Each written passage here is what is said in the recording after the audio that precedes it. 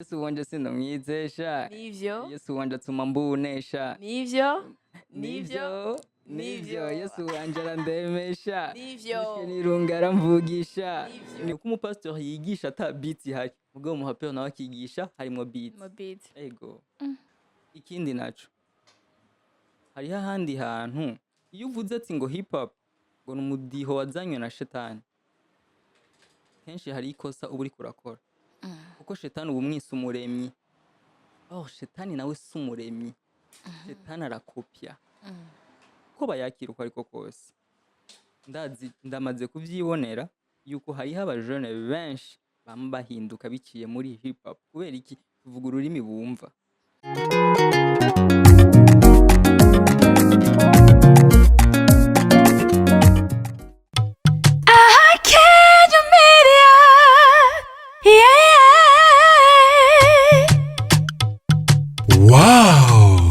Iraruhura, itanga amahoro, itanga umunezero. Akejo Media. Burundi Gospel Star Search. Kumina Akejo Media.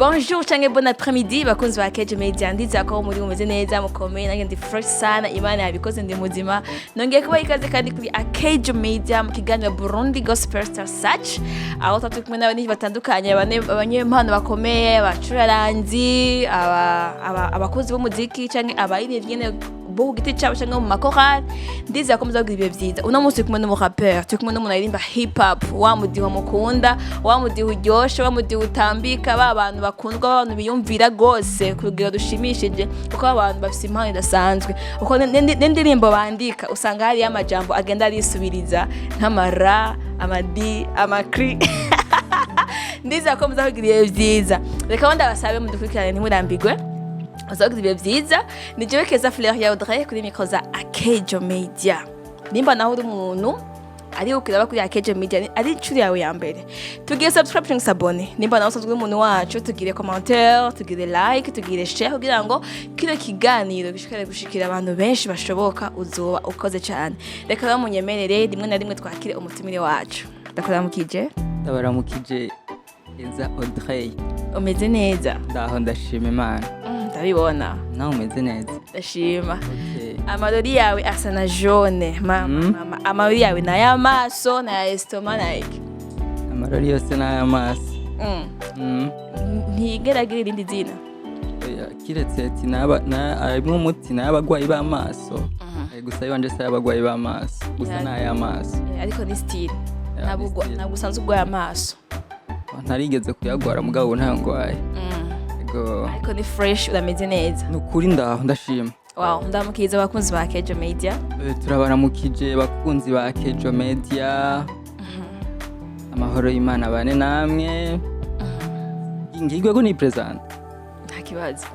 nitwa Ardi Ndayiragije niyo mazina abavyeyi bampaye nkaba ndi umuririmbyi wa gospel umudiho wa hip hop wow Rapeur none Ardi avuka he arubatse mu buzima busanzwe akora uduke bon Ardi yavukiye mu Bwiza ego hama Ardi ntiyubatse aracyari umusore mu buzima busanzwe nsanzwe ndi umudesigner niko kazi nkora ibaza n'ivyo urakoze cyane none Ardi inyuma y'ibyo byose inyuma y'uko ari umudesigner canke ari umuririmbyi aririmba umudiho wa hip hop ninde arangwa niki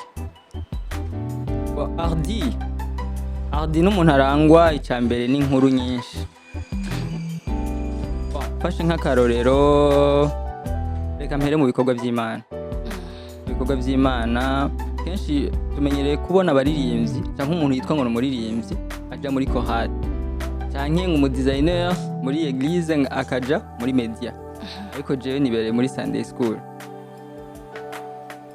umva umenga ni ibintu biri bizarre ubona umuririmbyi mu designer na Sunday school kandi akuze ariko mu buzima busanzwe ndakunda gutera inkuru rero abana n'abantu bari happy burya umwana barugurutse cyane mu mutwe. Niyo mpamvu umwanya muremure kenshi iyo ntari ku kazi canke iki bashaka kumarana bashaka kumarana umwanya muremure n'umwana. Nuko mu buzima busanzwe n'umuntu akunda gutera inkuru. Wow, merci beaucoup. Hamardi akunda ibiki mu buzima bwiwe? Nibiya bintu biguha umunezero? Nibiya bintu bigutera intege mu buzima? Nibiya bintu bigize ubuzima bwawe? Indirimbo, kumviriza indirimbo. Iyo mbabaye kumviriza indirimbo emotiva biranyubaka cyane indirimbo zirakunda kunyubaka cyane. Indirimbo z'umunezero, indirimbo zidundika, amabeats. Ayigiye nshobora kuba ndiko ndumviriza beats gusa ata amajwi arimo. Nkumviriza beats gusa. Juste beats. Kindi naco kinezera kandi kinamfasha kenshi usanga kirimo n'inyigisho. Filme, kuraba filme. Ego. Niziye filme canke indirimbo uvuze ngo zikumotiva zigatuma usubira kuba umuntu ari muri mood nziza, kamera neza, zikaguha motivation. Hariho nk'indirimbo zitambika. Turashobora kuba twashwanye n'umuntu canke nataye amafaranga canke ntibiriko bigenda neza ku kazi. Rero iyo nashize ama-écouteurs mu matwi umva za ndirimbo zitambika numva umenga notamba, umva mbansubiye muri ya mood nziza yo gusubira kandi kugira iki kuryoherwa. Ndavye ngerageje kuraba amafilme nayo hari abantu benshi bakunda kuvuga ngo zijya filme z'igihindi. Ego il est vrai harimo amamontage menshi vraiment sino harira. Ego. Ariko zijya filme z'igihindi ugerageje kuyikurikirana neza ngo uyirabe indani nturabe zijya montage ziratuma ugira estime de soi, ziratuma we wiyumva uvuga ati wabona kujya kuntu ashobora gufata abantu ugasanga afashe akubise nk'ikambi yose ari umuntu. Ego. Bajya abandi babona umengo ni ijya montage yo gukubita ikambi ryose. Mugabo muri kujya gukubita ikambi ryose mu bisanzwe bijya ntibibaho, ariko baba bashatse kukwereka ati mu gihe wewe washatse nta kintu na kimwe utoshikako. Bisigura gutera imbere. Ico zinyigisha izo film zinyigisha yuko gutera imbere si ikintu kidashoboka. Gutera imbere birashoboka. Eske twebweho turashoboka cyangwa turashaka gutera imbere kugira estime de soi. Wow, merci beaucoup. Uvuze ibintu bikomeye. Hari abantu bakunda kureba amafilme bakabona umenga ni kwinezereza gusa canke gusamara gusa, ariko urumva ko harimo indi nyigisho wowe ukuramo bikagutera intege bikaguha n'ibindi vyiyumviro bizima. Ardi, twagomba kumenya Ardi ubuto bwiwe bwari bumeze gute, yakuze yifashe gute, yarameze gute? Ardi wa kera na Ardi wo batandukaniye he? Ardi gerageje ku bintu by'ubuto bwanje ni histoire ndende kandi cyane gose.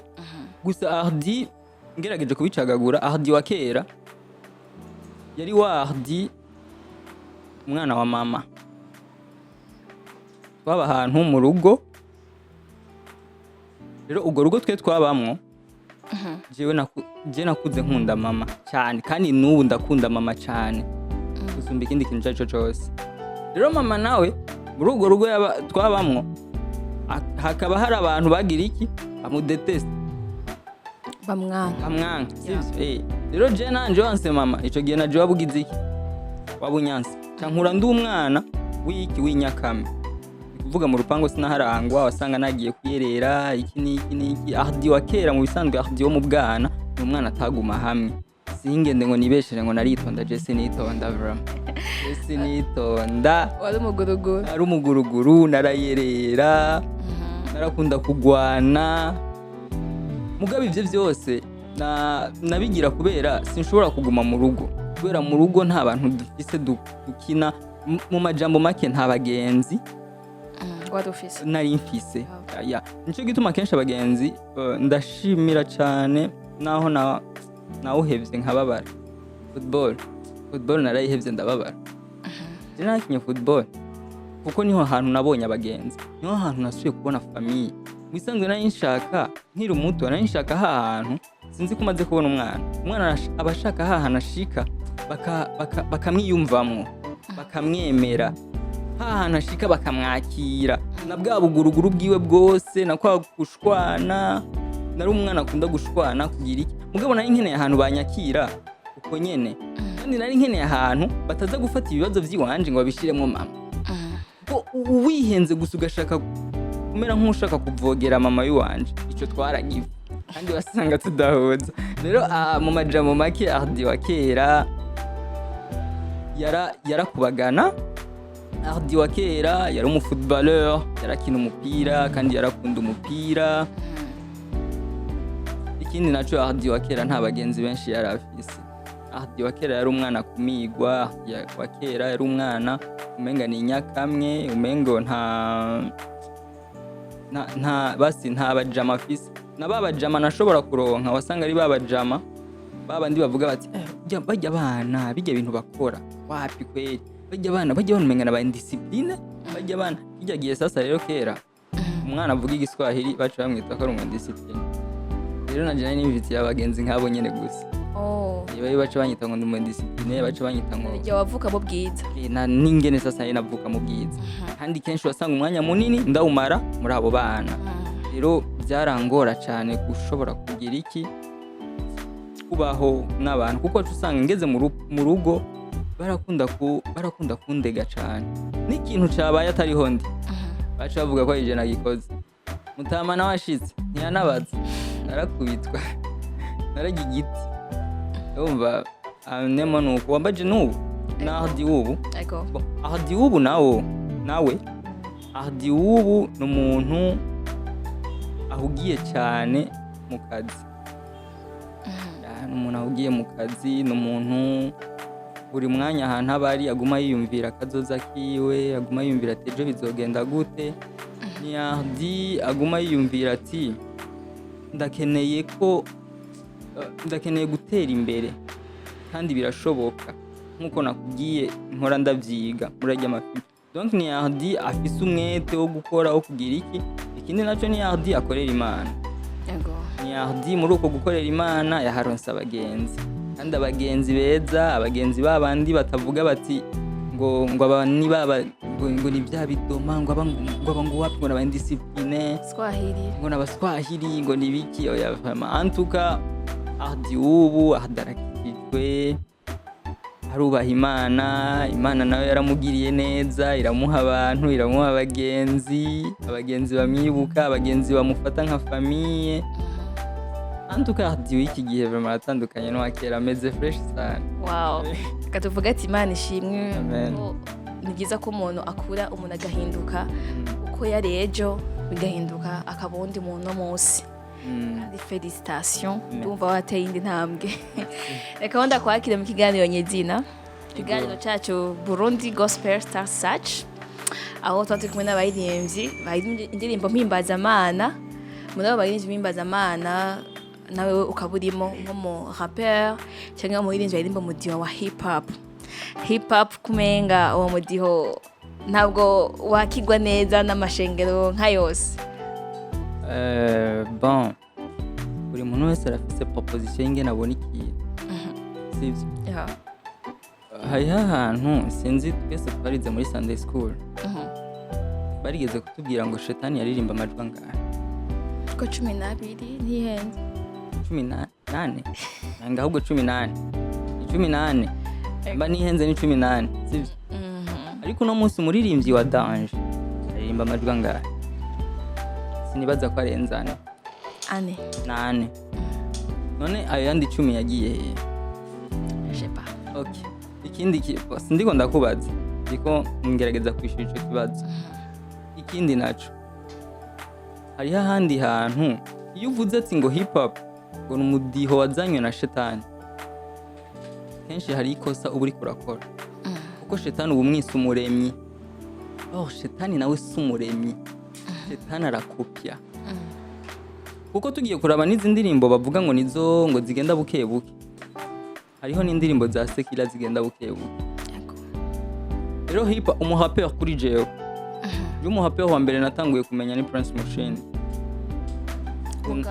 Gonga mu Burundi niwe umuhapeur natanguye kumenya aririmba gospel ni nawe muntu nigiye ko byinshi Prince Mushindi ariko arahapa burya namubona nka pastor ariko aragira iki ariko arigisha imbere gusa maybe kubera nyene Prince Mushindi canke uwundi muntu canke jewe Ardi simvuge kuri Prince Mushindi canke mvuge uwundi muntu ko abantu turatandukanye hariho abantu ubutumwa babuvugira muri bus hariho abantu ubutumwa babuvugira mu isoko hariho uwundi muntu nawe ashobora kuvuga ati kuvugira muri bus kuvugira mu isoko kugenda imbere y'abantu nambaye ikoti ntibikunda reka ndagucishe he ndagucishe muri hip hop ego kandi hariho kandi hip hop uko bayakira uko ariko kose ndamaze kuvyibonera yuko hariho abajene benshi bahinduka biciye muri hip hop kubera iki kuvuga ururimi bumva reka ndaguha akarorero kamwe urabona inka ego inka uri kuraziragira hama ukayibwira ati we wankawe va ngaha genda hariya hari igitaza kukumva mugabo uciye ufata inkoni ukayikubita ikigenda rero kujya kuntu wayikubise hajya wayibwiye mu rurimi yumva rero n'abajene hariho umujene yumvise indirimbo ya Dudu aca avuga ati we yariko aradusinziriza mugabo hariho undi nawe yumvise amapiano afrobeat canke drill aca atangura gutamba uri kujya gutamba amajambo araza kuyumviriza mu nyuma ntaje mugabo natangure kwanza atambe rero abo bafata ko gospel batabihuriza ko badashobora kuba bayihuriza ko n'abandi babona umenga ni icaha na Yesu yarakoze ivyiza byinshi mugabo ntihabura bamwita ko ari bakoreshwa n'amadayimoni rero nanje sinshobora kugenda ngo mparire nabo bantu ngo duterane amajambo atari Imana umuntu yamara umuntu si Imana yabyanse mu gihe Imana ishobora kundeka nkabiririmba kandi nkabona ko hari abakijijwe kubgavyo sigura ko Imana yavyemeye ya nuko murakoze cyane none Ardi bivange no kuntu mwatubwiye historique y'ubuzima bwanyu kuntu Ardi yakuze na Ardi wowe uba watangiye kuririmba hip hop ryari bon kuba ingabirano yo kuririmba nayimenye ntevye kubera naratebeye cyane muri football natanguye kuririmba muri 2020 niyo natanguye kumenya ko ushobora gukompoza indirimbo nkayandika nabimenye muri 2020 twagiye twari dufite concert kuri église mba na performance muri iyo concert ndaperforminga mu kurapa numva birapashije numva ndabishoboye cyamitamwe gukorera Imana muri uwo mudiho wa hip hop kugeza n'uwo mwanya okay ati watanguye kuririmba hip hop muri 2020 niho wamenya yuko ufise iyo mpano ego uwo tubwira byagenze kutuga ngo ube sûr ubwati jewe impano yo kuririmba hip hop ndayifise habaye iki ko wa performance gusa mu gikorane canke byari bisanzwe biri muri wewe bon ni bya bindi nayiko ndavuga harabaye ikintu cyane ku ncerekeye amashuri football yarantwara umwanya muremure cyane ego ku buryo no kwishuri ntashobora kwikonsantra rero mbaye nk'uyihagarika gato niho wasanga umwanya munini navuye ku ishuri naba ndi muhira atana kimwe ndiko ndakora umunsi umwe niho nayiko ndumviriza indirimbo cyangwa ku kabit yari beat yari indirimbo y'umuririmbyi yitwa Vestine ego indirimbo y'umuririmbyi yitwa Vestine yitwa Vuga vuga voilà urabona ego urabona kajya kantuze gatangura rero hariho ukuntu itangura igatangurira mu kadiho ukuntu ama uriho nk'ibyo rero uhere hagihera kuri kajya kadiho gushika kuri uriho kajya ka espace gatoya niko natanguriye kwigira ko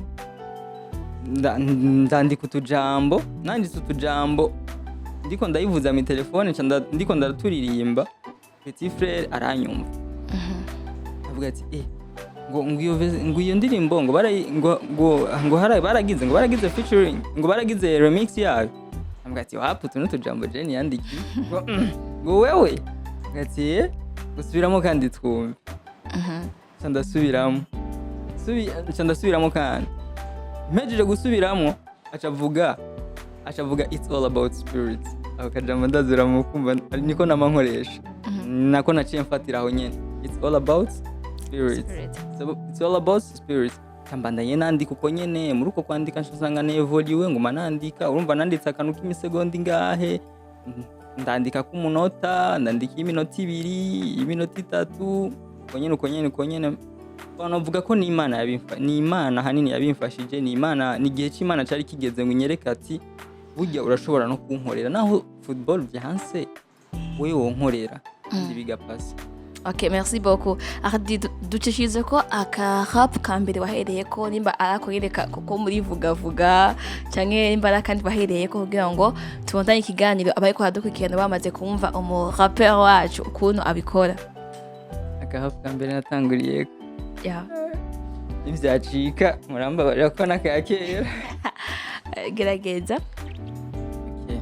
Habwa ishimwe Mana we wampaye amahoro wankuye mu buja maze umpa icubahiro wandinze ubuja bwa satani na wa muriro umpa kubona ko iwawe hari ibyiringiro utuma n'abandi ndababera akarorero narakumenye Yesu mbona ubukiriro kuva nkwakiriye ubundi bw'agaciro kandi kukuva ko nabigize ndahiro uriho. Akabazo gato kubera iki aba rapper mu kwandika indirimbo zanyu haguma hagaruka indome zimwe nk'ubu no bisaguma hagaruka ro icyubahiro bagaciro akanyina gahe tugomba kumenya kubera iki aba rapper mu bikora uko niko biri muri rap niko rap ipanze niko yandikwa. Bon naje nabisanzwe ko nyene gusa hari umuntu yigeze kuvuga ngo rap urabona slam na rap bijye bigomba kumera cyo kimwe usibye gusa ko slam aravuga nyene rap nayo agira kuri beat rero na mahime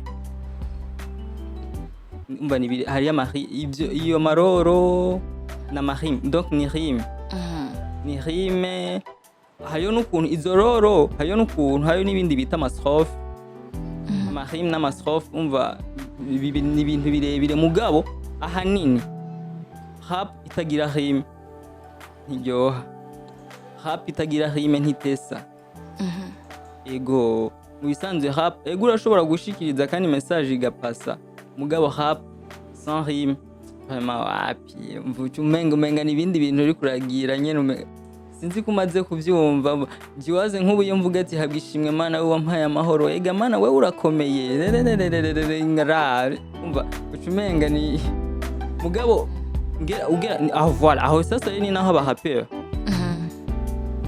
ni naho hantu bari fort cyane uko kugira ngo uzoronke rujya rudome rumwe canke kugira ngo uzoronke rime nk'ijya nyene ugume muri ijya sije nyene birasaba kuba ufite ikintu gifitiye don.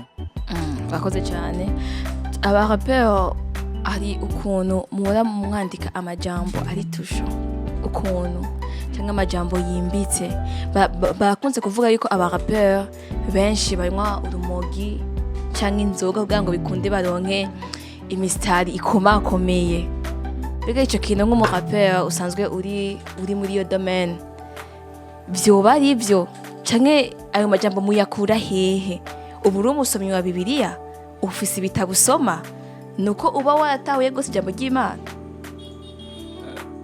Bon kuba hariho abantu mpere kuri ico kuba hariho abantu bashobora kuba banyura umogi kugira ngo canke bakanywa inzoga kugira ngo bashobore kuronka amajambo bakoresha ico sinogiharira nico kirahari bariho kandi bo muri gospel nyene sinshoka nemeza ngo nabo muri gospel canke sabo muri gospel icyo nzi cyo nuko bahari ni nkuko hariho n'abanyeshuri kugira ngo bafate ku mutwe hari bafata akantu wowe ndamufise n'umugenzi wanje yarigeze kubinyibwirira hamageze ku ishure biraza ageze ku ikaye byinjira nk'intuzenya bamaze kubana umenga umva basi arafise ni nkuko hari uwundi mu bega nuko nyine bakunda kubonera abantuzenya abarapeur ariyo nundi mu director nawe nyene kugira ngo ashobore ku directinga fresh akore zijya movement abanza kugira iki biteramwe akantu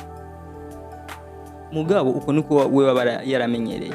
Ikindi naco rap mu bisanzwe narigeze kuganira n'umu rapeur Anduta sinza kumuvuga izina ngaha mugabo arazwi cyane muri gospel.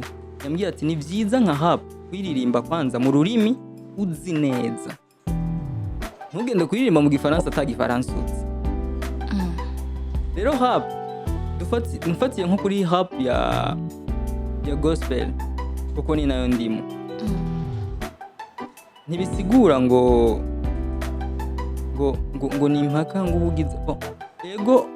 Mu bisanzwe uri umuhapya wa gospel wasabwa ubukijijwe senga soma ijambo wumviriza n'ubutumwa kuko aho hantu niho hari inspiration. Kizwa gusenga gusoma ijambo ry'Imana no kumviriza ubutumwa. Amajambo ushobora kuyakura muri Bible ushobora kuyakura sujet amukayidevelopa wowe ubwawe. Simpaka uce wandika ajya amajambo tel que ari muri Bible, hariho abandika tel que ari muri Bible, ayundi nawe afata sujet imwe gusa muri Bible akagira iki akayidevelopa. Hariho n'abandi nabo wumvirije indirimbo zabo nyinshi usanga ari inki ari ntahe. Nk'akaroro nifatiye ko nka jewe indirimbo zanje nyinshi ni ntahe usanga ziganziwemo ni ntahe gusa kubera amajambo yanje menshi je ndakura ku butumwa ubutumwa turonka, ubutumwa nyene twumviriza muri eglise, ubutumwa buri ku ma réseaux sociaux, abapasteur batandukanye bagenda baduha ubutumwa. Rero ugaca usanga ubwo butumwa bumacingana n'ubuzima bw'iwawe. Rero ni ijya sujet ni ikiza mu mutwe plus na yangabira Imana yaguhaye yo kwandika ugaca developa ijya sujet nyene agacavuka indirimbo. Sino si ukuvuga ngo umuntu ngo anyura urumogi cyangwa ngo anyura inzoga. Kunyura urumogi sigo rukuzanira imistari oya canke iki. Yego hariho n'ababikora mugabo bo nabo nyene ubwabo bafise impamvu babikora, ariko nka jewe nta n'inzoga nigeze apananywa nigeze no kunywa. Haba igihe ntari nkijijwe haba n'ubu nyene nkijijwe nta nzoga nigeze nywa. Noneho uvuga ngo ibyo nandika ndabikora quelle inspiration ni jambo no gutahura jambo ego. Kandi ikindi kintu naco aba rapeur umuhapeur ni nkundi muntu nyene asanzwe ego ni nkundi muririmbyi wari we wese. Ikintu bitandukaniye ko ni midiho na the way bandika kuko ushobora gusanga umuririmbyi w'indirimbo zisanzwe zigenda buke ushobora gusanga indirimbo ziwe zine ari indirimbo imwe y'umuhapeur bivanye n'amajambo ayirimo. Rero umuhapeur kugira ngo bishoboke ntibigume kandi bigucanga, umuhapeur umugereranye n'umupasteur. Umupasteur wewe yigisha ikintu bitandukaniye nuko umupasteur yigisha ata beat ihari, ubwo umuhapeur nawe akigisha harimo beat. Ego ati umurapeur umugereranye n'umupasteur. Cyo kidogo menga ntigitahurise neza washobora gucagura mu buryo bwiyaguye. Umupasteur ari muri eglise aravuga ati dusome muri Mariko aha ya byagenze uku Yesu ari kumwe n'abigishwa biwe n'ibindi agaca asigura rero agaca asigura ati igihe ariko arababwira uku byagenda uku nyene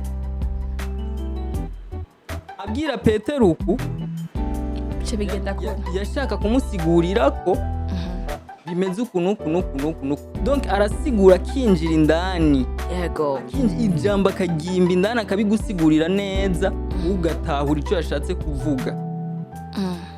Umuhapeur nawe ashobora kukwandikira agatitre for example akakubwira ati ninde titre yitwa ninde, tuvuga ati ninde nyene, kagaca kubwira ati ni Yesu umukiza, ni Yesu yakoze iki, Rapeur aca gusigurira ivyo Yesu yakoze akoresheje iyo titre ninde, agaca gusigurira ni Yesu, ni wa undi yapfuye akazuka, ni wamye hariho kandi atazokwigera ahinduka, akabigusigurira umva akabigusigurira mu mudiho. Rero ivyo hariho abantu batabitahura, mugabo hariho n'abandi nk'ivyo ndiko ndabibwira umuntu ndabimushiramo ya makaka rara rere ibintu nk'ivyo, umva aca ashaka kumva uwo Yesu ubwo undi Yesu yarakoze ivyo bintu byose ku bwanje. Nyumva kumenga naje ndatanze ubutumwa gusa je ndabutangiye muri beats kuko ndamusiguriye Yesu igikorwa Yesu yakoze ku musaraba n'icahe nico mpejeje gusigura. Yego Pasteur nawe yasiguye historique. Umva ni vya bindi Pasteur yasiguye nta beat yari ihari, ubwo je nasiguriye muri beats kandi beats moderne. Bisigura ko abarapero mukaze Zorabe kenshi hari abarapeur kenshi babona n'abapasteur. Ego na presse mshinda sigara mu pasteur. Voilà. Yoroha kubera nibwo buzima bayemo. Arabimenyereye. Arasoma ijambo kandi uzokumviriza amajambo yabajya bajama urumva kabisa ko basoma ijambo. N'amajambo abakaze n'amajambo abakomeye. Si vya bindi bavuga ati ngo vyazanywe n'urumogi.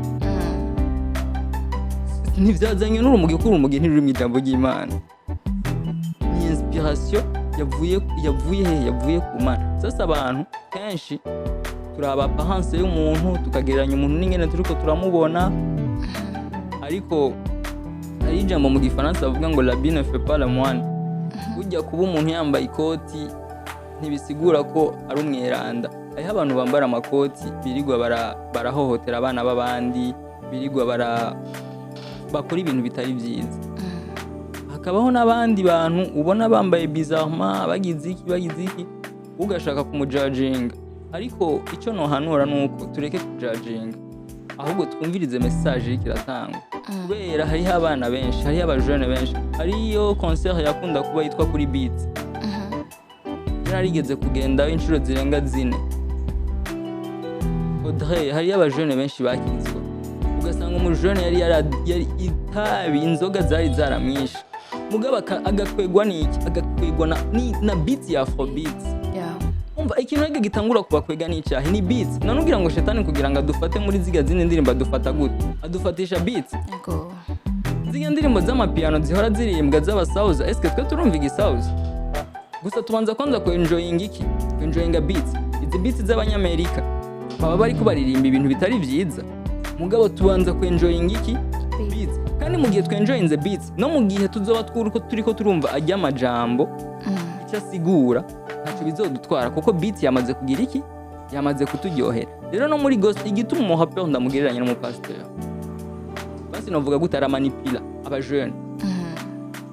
Abanza kwanza kubumvisha ya beat yabaryohera bagaca bumva n'amajambo. Rero ajya amajambo niyo aca agenda kubaka imitima yabo, bagaca ikintu abajene babura mu maeglise menshi nico cuba kwakigwa uko bameze. Burya haku basi niwagwa gwa mugabo uri mu rushengero. Ego burya umunsi umwe uzovyuka tu. Rero nuko rap kenshi n'umudiho uri moda, si umudiho wazanye na shetani, oya shetani si umuremyi. N'umudiho nk'iyindi midiho, n'umudiho nka techno, n'umudiho nka raga. Okay sawa, raga ntibahora bavuga ngo niba ntuzenya ngo niba bajya banyitabi. Ametenda majabu na siwezi kueleza, iri muri hestile. Iyo bayivuza mu style menshi, abayivuza muri reggae, abayivuza muri jazz. Gusa kenshi uzoyisanga muri reggae. Yego. None ntiri muri reggae. Yego. Style ya Bob Marley. Yego.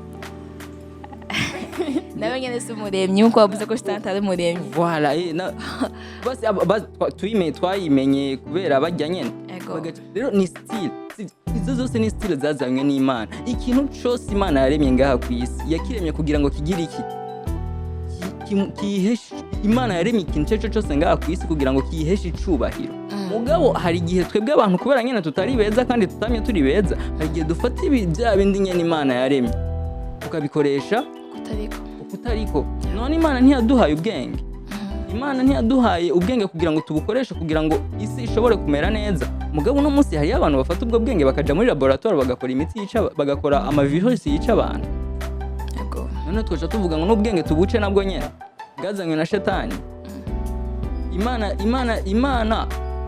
Donc Imana ibintu byose biri ngaha ku isi byose ni ivy'Imana, ariko twebwe abantu ni twebwe tubikoresha kutariko. Ba Celine ntibaririmba hap, bari hana ntibaririmba hap, ba Beyonce ntibaririmba hap, n'abandi benshi ntibaririmba hap, baririmba indirimbo nk'izo nyene zisanzwe.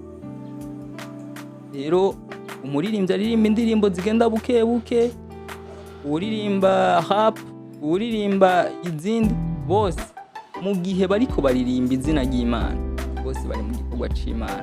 Mugabo mu gihe bariko baririmba biriya part y'ivy'Imana bafashe ibintu vy'Imana babikatisha umurongo. Murakoze cyane, mutubwiye amajambo menshi kandi amajambo akomeye.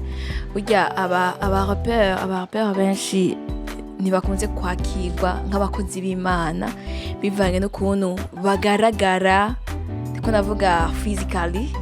Abarapeur hari ukuntu mwambara, hari ukuntu mwifata. Ego wakivuze ko ati imyambaro si igaragaza icyo umuntu ari. Hariho abavuga ati rero abarapeur bivanye n'ukuntu tubabona ingene bagaragara, si abakozi b'Imana n'ingene batamba n'ingene bifashe. Ariko uragerageje kudusigurira ko umurapeur ari umuntu ashobora kuba ari hafi cyane, atajya kure rwose n'umuvugabutumwa, kuko wewe avuga harimo beat, orke umupasiteri avuga wewe ata beat irimo, wewe arigisha, ariko umurapeur akavuga agatanga insiguro y'ibintu. Wow, merci beaucoup. Sorry, umurapeur nawe nyine arigisha mugabo harimo beat, arigisha harimo beat mugabo ntabwo yinjira indani, arasigura akagusigurira byose ukabitanga. Urakoze cyane Ardi. Ubu uriko uraja muri 5 watanguye kuririmba hip hop. Amatanguriro yamagoye iyo umuntu ariko atangura ingabire cyangwa career yiwe, haba ama challenge menshi. Tugomba kumenya niziye challenge wahuye nazo kuvuga itangura n'ubu uhura nazo cyangwa ubu byararangiye. Challenge natanguye guhura nazo ijya mbere ariko gitangura surtout nko muri eglise iyo bakumenye uri mushasha bakakumenya ko ufite impano, benshi baragukoresha. Yego, baragukoresha amahagera yaho wewe ubakenera bagaca bakwereka umugongo. Iyo ni challenge ya mbere nahuye nayo. Challenge ya kabiri nkuko bizi niho gitangura music, nta muntu ufisa gusapotinga. Ikibazo cha studio ubu kigifisemo, ufise ikibazo cha studio wumva. Iyo ni challenge ya kabiri, amafaranga yo kuja muri studio. Challenge ya gatatu, amafaranga naho yaronka hari igihe usanga bayakuriye, basi ukavuga ati je nshaka gukora ikintu ciza, reka ngende ku muproducteur mwiza abizi azwi kugira ngo nanje nshobore kugira iki duga gatoya. Yego, wagenda kubona no mu producteur arakubona kuri mu underground, akubwira ati ebana lipa mbele kugira ngo ndagushire kuri program, akwizere lipa mbele kugira ngo ndagushire kuri program. Amuri wanashima na beat akayikora no kwa registre, ukagenda kwa registre indirimbo ukazoyirindira ukayubura. Je barigeze kubingira wabikoze sinza kumuvuka zera, reka simere nkawe basi ndamubikira akabanga. Yego, nari chef icyo gihe ndibuka natanguye kuri Hasami 50 cyanda yariha tugiye kwa Hojisi umva saa 50. Yego, saa 50 muri icyo gihe yabari menshi kubera aba naterereje waronde sasa napambanye nanagiye kubaza abagenzi nyamwese bajama ndabasabye n'ukuri kisa nyongeze atadimire wala 20000 ni changi. Akambwira sinone iyo ndirimbo ko atayonze ntamuririmbira jiwaze ukagira effort yo kuririmbira umugenzi wawe kugira ngo agucange gusa. Turahojise indirimbo ndamuha 50 asigaye indirimbo byahereye aho na n'uyu munsi haraheze hafi imyaka 2. Iyo ni challenge ya kabiri nahuye nayo na plutôt ya gatatu yego izo nizo challenge nagiye ndahura nazo uburyo mvuga ati ibintu byo kuririmba kumenga biragoye ukuntu gusa hamwe n'ivyo naciye mvuga ati Imana ko ariyo yampaye ingabire burya ni nayo izoyikomeza reka mbanze nje mu bindi nkore maybe ndonsa amafaranga nzoza ndakora buri uko ndonsa amafaranga nkora kuko n'ubundi ni igikorwa c'Imana hagiye igikorwa c'Imana Imana bwayo ni igiherekeza kandi Imana ntikorera kuri santima zacu Imana ikora mu gihe cayo niyo mpamvu ntaciye mvuga ati ngo ndaciye mu ko nciye muri izo challenge zo ugasanga eglise wari witeze ko yo gufasha ntaci gufashije nta bundi bufasha ubona imbere n'inyuma ariko nagomba kubera igituma mvuze iki kintu uno munsi hari abaririmbyi benshi bava muri gospel bakaja muri secular kubera ikibazo icyo kibazo nyene cy'amashengero cy'uburongozi bw'amashengero eglise atabashigikira yego urumva je nagomba mere nk'uhanura gatoyi kuri ako kantu yego igikorwa c'Imana burya ni witwararika igikorwa c'Imana Imana nayo izokwitwararika kandi mu gihe Imana yashize igikorwa cayo muri wewe niyimenye ingene izokimanaging yego Imana izokumanaging kuko umuntu ashobora kukumanaging akaguha de limite ariko Imana ni yakumanaging nta limite izoguha kuko igikorwa si iki wawe ni Imana ishaka kwirokorera abo bajene bari mu rumogi abo bajene bari mu nzoga abo bajene batwawe n'ivyisi ni Imana ishaka kubarokora rero Imana umunsi yabonye igihe cayo nicagera iyo yonyine izokumanaging wibandanye ukore bandanye urondera akazi gwana igikorwa gukorera Imana si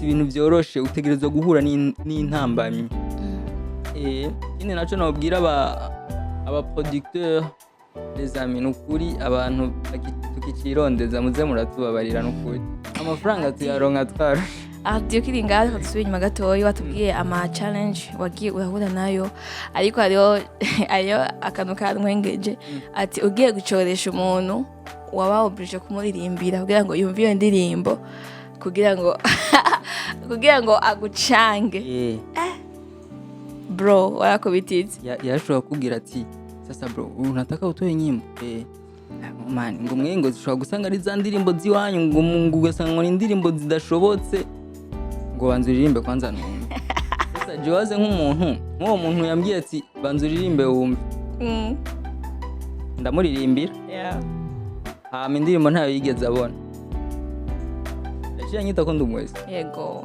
gusa nyine Imana ishimwe ubu kubera Imana yaciye impa akazi amafaranga yo nca ndabamyishura urakoze cyane hama uwo mu producteur yagukoreye ivyo bintu nyine indirimbo warayihevye burundu canke n'ubu uracayirindiriye kiretse umunsi Imana yamukoreyemo akampamagara kandi ko sano novuga ati narayihevye ko ntaho nomwitwarira ko ntaho twanditse nuko gusa ndazi ibyiza biri imbere ndazi nzokora izindi ndirimbo kandi nziza vraiment yego Ardi hari akaririmbo kiwawe twigeze kuba twumva kigeze kuba gahari barimba Yesu narenze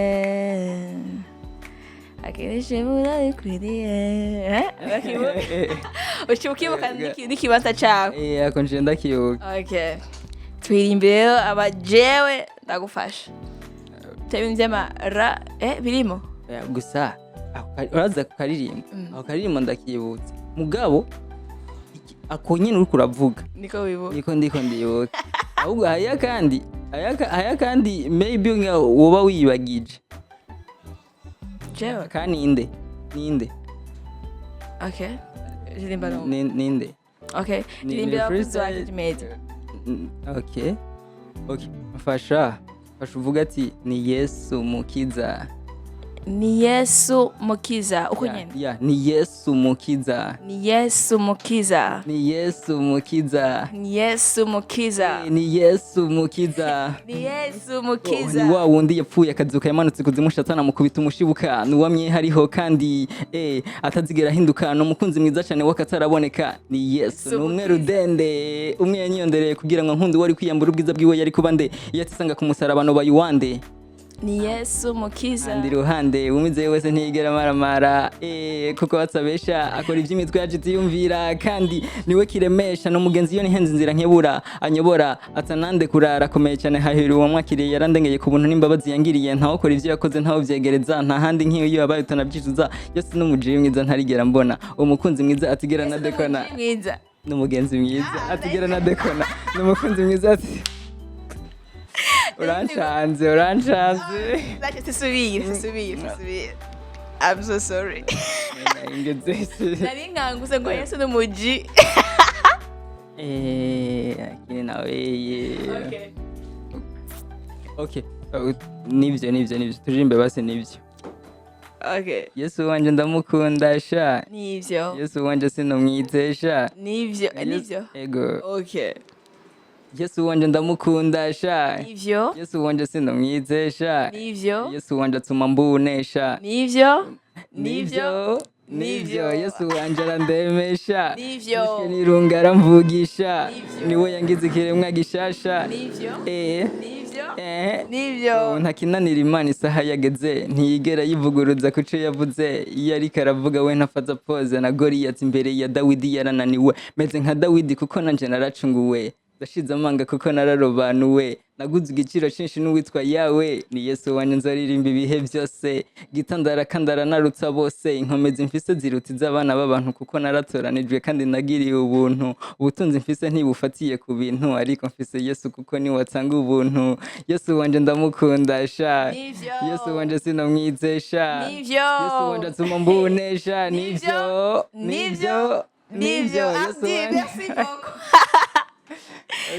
Merci beaucoup vraiment indirimbo nziza kandi ubikora bien burya kugira impano yo gufatanya amajambo nkayo yose ukayafatanya ukayaririmba iyo novuga ko ari indi impano byose bya bose kuko twatwumva n'abandi ba rapeur hariyo ibintu badashobora gufatanya uko kuntu uriko aririmba unyarutsa binga nyene si bya bose Burundi Gospel Star Search Kumina Agereranwa Media.